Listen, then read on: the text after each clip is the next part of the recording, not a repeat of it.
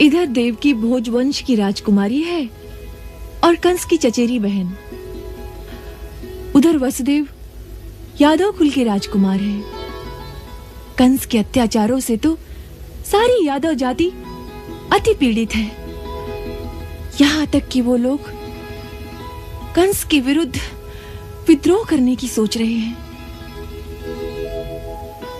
ऐसे वातावरण में वसुदेव और देवकी का विवाह कैसे संभव है? होनी बड़ी बलवान होती है राधे। जिस समय तुम ये प्रश्न कर रही हो, उसी समय मथुरा में दोनों वंशों के सरदार कंस के पिता महाराज उग्रसेन के दरबार में बैठे यही मंत्रणा कर रहे हैं कि आपस की कलह कैसे समाप्त हो, कैसे दोनों वंशों का बैर भाव दूर हो। कंस तो एक महादैत्य है जो छल से इस वंश में पैदा हो गया है, परंतु उसके पिता महाराज उग्रसेन बड़े ही धर्मात्मा हैं। वो देखो राधे, वो देखो, महाराज उग्रसेन अपने कुलगुरु महर्षि गर्ग की सहायता से इसी गुत्थी को सुलझाने में लगे हुए हैं।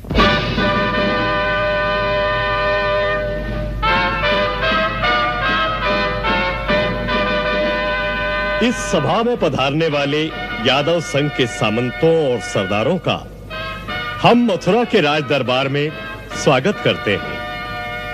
हमें आशा है कि इस सभा में जो निर्णय होंगे वो राष्ट्र के हित में होंगे।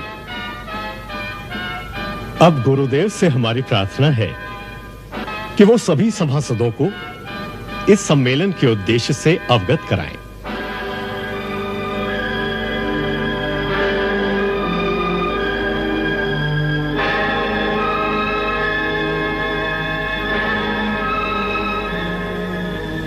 इस सभा में पधारने वाले सामंतों और सरदारों का हम शूरसेन मंडल के महाराज उग्रसेन की ओर से मथुरा के राज दरबार में स्वागत करते हैं। इस सभा में यादव कुल की समस्त जातियों के नायक बैठे हैं।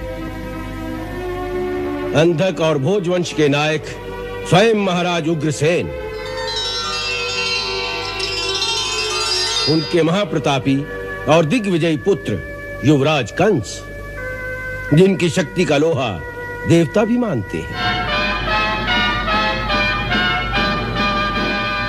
वृष्णवंश के परमवीर महारथी सरदार अक्रूर, जिनकी वीरता और बुद्धिमानी दोनों ही अद्वितीय हैं। शूरवंश के परम प्रतापी राजकुमार वसुदेव, जो स्वयं धर्म की जीती जागती मूर्ति है। इसी प्रकार सब जातियों और वंशों के सरदार, जो एक से एक बढ़कर शूरवीर और प्रतापी हैं, यहां उपस्थित हैं। आपके पूर्वजों ने यमुना किनारे की यह हरी भरी धरती इसीलिए चुनी थी कि आपका सारा गोधन यहां सुरक्षित और सुविधा से रह सके। इतनी सुंदर धरती और इतनी सारी गौओं की सहायता से उन्होंने मथुरा से ब्रज मंडल तक दूध की नदी बहा दी थी। इसी पवित्र मंडल की रक्षा के लिए आपके पूर्वजों ने मिलकर इस यादव संघ की नींव डाली थी, परंतु आज हमें उस एकता में दरार पड़ती दिखाई दे रही है। आपसी कलह सर्वत्र दिखाई दे रही है। हमें इससे इस शूरसेन राज्य के भविष्य की चिंता हो रही है। इस पुण्य भूमि मथुरा के सौंदर्य से लालायित होकर कोई शत्रु इसे आपसे छीन न ले, इसके प्रति जागरूक होना परम आवश्यक है। इसीलिए यादव वंशियों का कुलगुरु होने के नाते आप सबको चेतावनी देना और इस आपसी कलह को मिटाकर देश में एकता स्थापित करना मेरा कर्तव्य है। इसीलिए मैंने आप सबको इस सभा में बुलाया है।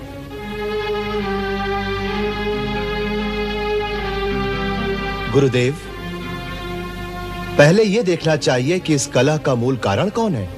हाँ, अक्रूर जी ठीक कहते हैं।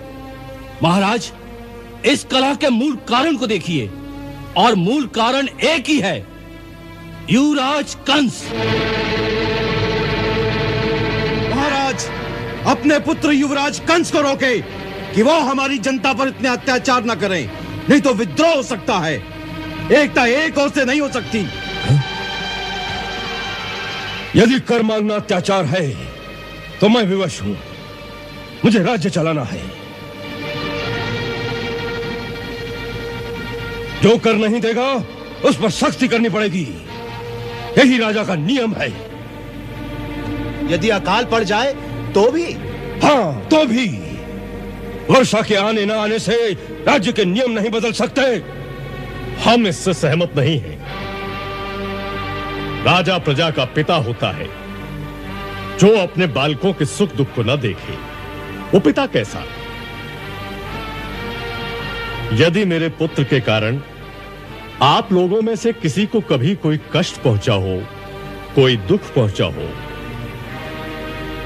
तो मैं उसके लिए आप लोगों से क्षमा याचना करता हूं। बस महाराज, बस। याचना जैसे शब्दों का प्रयोग करके राज्य सिंहासन का अपमान न कीजिए। याचना करने वाला याचक राज्य सिंहासन पर बैठने के योग्य नहीं होता। राज्य सिंहासन पर वही बैठे जो आज्ञा दे सके। परंतु ये याद रखें कि यदि ये सब सरदार साथ नहीं होंगे तो महाराज उग्रसेन का राज्य भी नहीं रहेगा। ये राज्य उन सब की सहमति और सहयोग से ही चल सकता है, अन्यथा नहीं। हम आपकी बात से सहमत हैं कि इस राज्य में सबका बराबर का हिस्सा है। बल्कि हम तो कभी कभी ये भी सोचते हैं कि आवश्यक नहीं कि मथुरा के राज्य से